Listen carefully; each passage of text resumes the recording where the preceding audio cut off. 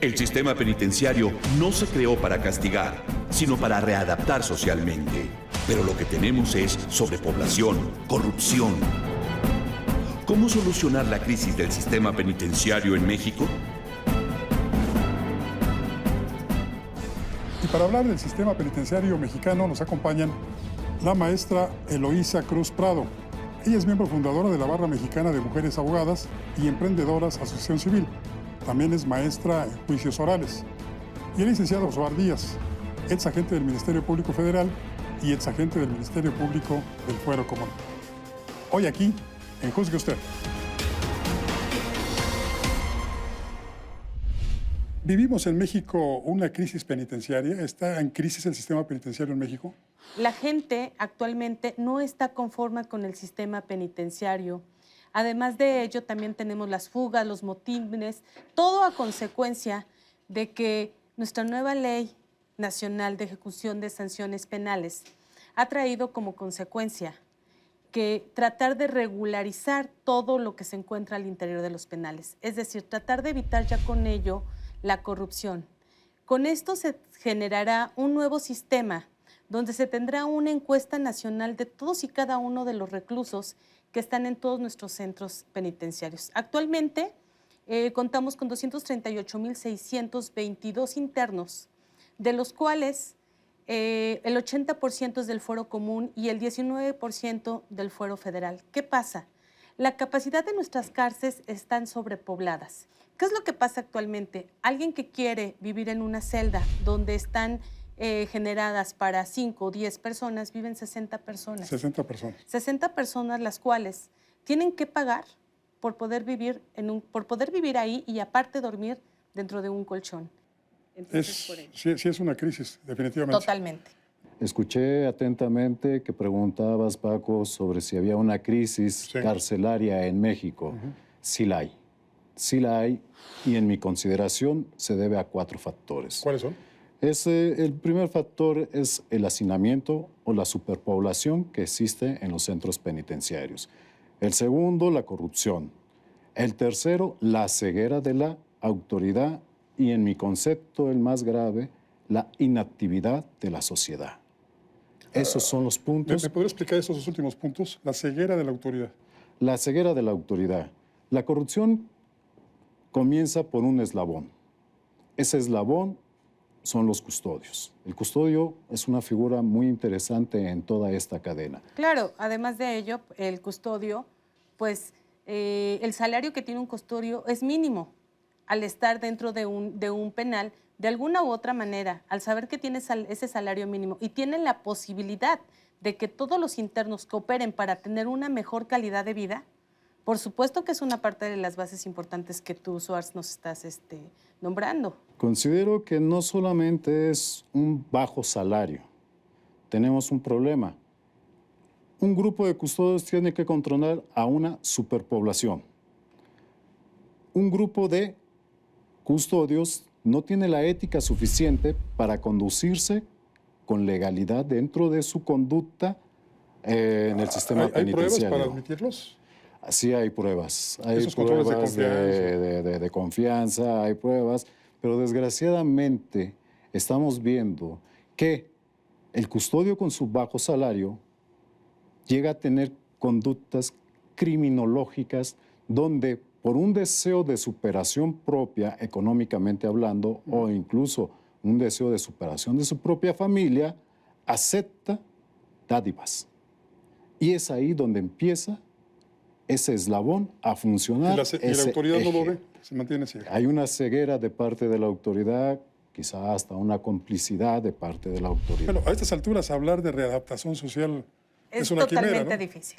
Y yo creo que para hablar de readaptación social, primero tenemos que aplicar bien nuestra nueva Ley Nacional de Ejecución de Sanciones Penales, la cual, si bien es cierto, se han creado jueces de ejecución, que son los jueces de garantías, para poder accesar a cualquier beneficio que la ley te otorgue, ya sea conmutación, remisión parcial de la pena, externación, pues dichos beneficios realmente no se aplican todavía. Tenemos apenas un año con la ley, entró en vigor el 16 de junio del año 2016 y todavía no tenemos las bases bien sentadas para efecto de saber de qué manera se van a poder aplicar para poder todos y cada uno de los internos que ya tienen bastante tiempo y que a lo mejor pudieran ya salir y gozar de una preliberación y una verdadera reinserción a la sociedad, se pueda aplicar. Realmente es muy difícil porque volvemos a la corrupción. Para poder acceder a un sistema de monitoreo, primeramente tengo que tener capacidad económica. Un sistema de monitoreo actualmente en el Distrito Federal y en el Estado de México te cuesta de 40 a 50 mil pesos. La gran mayoría de los penales hay gente de escasos recursos. Aparte de ello, tengo que cumplir con ciertos requisitos que me marca la ley, entre ellos mi buena conducta, haber ido a la escuela, participar en circunstancias. Yo creo que eso ya sería la consecuencia de la salida del sujeto por los medios actuales mediante la ley de Sí, ejecución abogado, de pero al sanciones. final del día... Creo que más que nada sería analizar qué tanto invierte el Estado en cada sujeto que está interno. Sí, abogado, pero si queremos evitar la corrupción en los penales, primeramente Creo tenemos que que darle la oportunidad a cada uno de los internos que están por delitos menores, como son robo de celulares, los cuales tienen una prisión preventiva oficiosa de casi 8 años en el Estado de México por esas son 8 años consecuencias. por un celular. Estamos hablando de la ley del Estado de México. Aquí es una ley menor, pero no es posible que no puedan acceder a un sistema de rastreo y monitoreo por no tener la condición económica para ello. ¿Y qué trae como consecuencia? Mayor corrupción. No coincido mucho en el parecer. Yo creo que también el problema de la crisis penitenciaria se debe a la falta de inversión del Estado en los reclusos. Vamos, prorrateando conforme a las estadísticas que se tiene, en un recluso a nivel nacional se gastan un promedio de 53 mil pesos anuales. Sin embargo, No es cierto, tenemos son 150 pesos diarios por Permítame, recluso. abogada, permítame. Sin embargo, hay estados como Guanajuato que gastan 135 mil pesos anuales por cada recluso. Viven como reyes, entonces. Son Claro. 11 mil pesos mensuales los que va invirtiendo el estado de Guanajuato por cada recluso. Pero ahí viene el otro lado, San Luis Potosí. San Luis Potosí gasta 7 mil pesos anuales Por cada recluso. por cada recluso.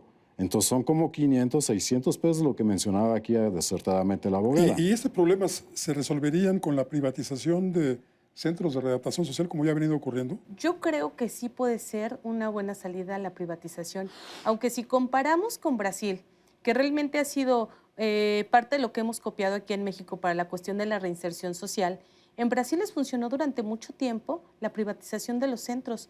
¿Por qué? Porque vigilaba también el Estado, quien llevaba todo el manejo del centro penitenciario por cuanto hace instalaciones a mejores lugares recreativos, a mejores lugares para efecto de poder convivir inclusive con la familia, eran las empresas privadas y solamente la vigilancia estaba parte del Estado. Creo que sería una muy buena propuesta esa circunstancia. No creo que sea la solución privatizar las cárceles. Vamos, vuelvo al ejemplo. El problema de un custodio o un grupo de custodios es controlar a una superpoblación. La superpoblación, como por ejemplo Quintana Roo. Quintana Roo son 32 reclusos por un custodio. Difícil controlar a una masa de 32 un solo elemento. Y aquí en la Ciudad de México son creo que 100 es internos para 3 custodios. Creo que es inversión del Estado para poder sacar adelante esto. Creo que la crisis penitenciaria, más que nada, es inversión estatal. ¿Y no terminarían estos organismos privados que se encargaran del manejo de los reclusorios contaminándose? Porque lo hemos visto. Entra un recluso, un guardia, quizá con las mejores las intenciones de servir a la sociedad y de atender bien sus obligaciones, pero necesariamente se contamina. No en balde llaman a las cárceles, a las prisiones, a los centros de reclusión, universidades del crimen. Claro, mira, yo creo que no se contaminan si de una u otra manera evitamos su permanencia constante. ¿Qué pasaría si en cada una de nuestras cárceles, que son Reclusorio Sur, Reclusorio Oriente, Reclusorio Norte, En la Ciudad de México. en la Ciudad de México, cada 6 meses cambiamos a los custodios? Es decir, tú que estabas en el Reclusorio Sur, te voy a cambiar al Reclusorio Oriente. Con ello pudiéramos evitar que de una u otra manera caer en parte de efectos de la corrupción. Pero ahí se enfrentaría uno al sindicato. Tiene derechos sindicales a salvo y entonces como que él ya tiene una rutina. Pero a lo entonces mejor ya no vive los tenemos cerca. que sindicalizar. Lo que tenemos que hacer es limpiar, dejar nuestros viejos custodios y crear nueva gente, la cual tenga un buen salario e inclusive ya crear una escuela totalmente determinada para custodios, los cuales les podemos enseñar protocolos de derechos humanos, protocolos de dirigirse en caso de motines. ¿De qué manera? Pero obviamente los motines se generan porque no tengo una buena estructura dentro de los interiores de ¿Está los usted de acuerdo penales. en la rotación de los No guardias? creo que sea del todo adecuado estar rotando 6 meses al personal. Yo creo que aquí hay otra problemática. Escuché atentamente tu comentario. Se contaminan. Sí se contaminan. Pero es una contaminación voluntaria. Claro. Porque son custodios de muchos años de trabajo. Su seguridad laboral, pero aparte, vuelvo a decir, ganan dinero, incluso más que su propio salario. Para ellos es un negocio ser parte del sistema penitenciario. Yo creo que aquí la situación vendría a ser, como acertadamente lo dijo la abogada, escuelas. Hay que formar escuelas. Hay que invertir en el sistema penitenciario porque al fin y al cabo tenemos un problema ahí. Un hombre de un hombre noble, enfrentando a 30 reclusos rebeldes, ¿cómo debe de actuar? Con fuerza. Debe de hacerse respetar, Sí, pero sin ser brutal en su actuar. Yo creo que es Pero aquí cuestión de educación. actualmente tenemos brutalidades dentro de los centros penitenciarios. Desde el momento en que me porté mal, no tuve dinero para pagar una lista porque el custodio me está exigiendo 15 pesos diarios para poder yo accesar a tener lista.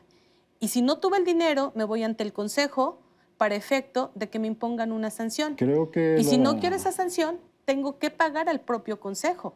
Tengo Entonces, aquí una situación. Creo que, por ejemplo, los mandos policíacos tienen un manual de actuación policíaca para el uso de la fuerza, así es, pero no el Así es, pero custodio. no lo tienen los custodios. No hay Yo creo que protocolos, más bien. Yo No hay creo que protocolos debería y de no se han creado. aplicarse algo similar al área de custodios para así actuar debidamente con legalidad y no que su actuar en muchas veces se considere brutal porque no hay método de crítica y sustento.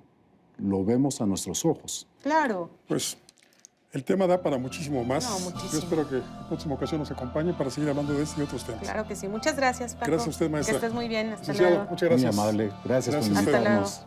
Hasta Gracias, luego. hasta Muchas luego. gracias. Conocedores del tema ya expusieron sus opiniones sobre esta crisis del sistema penitenciario en nuestro país. Así que ahora, juzgue usted. Soy Francisco Rodríguez, le agradezco su atención. Lo invito a que nos reencontremos aquí la próxima semana. Mientras tanto, le deseo como siempre que haya buenas gracias y muchas noches.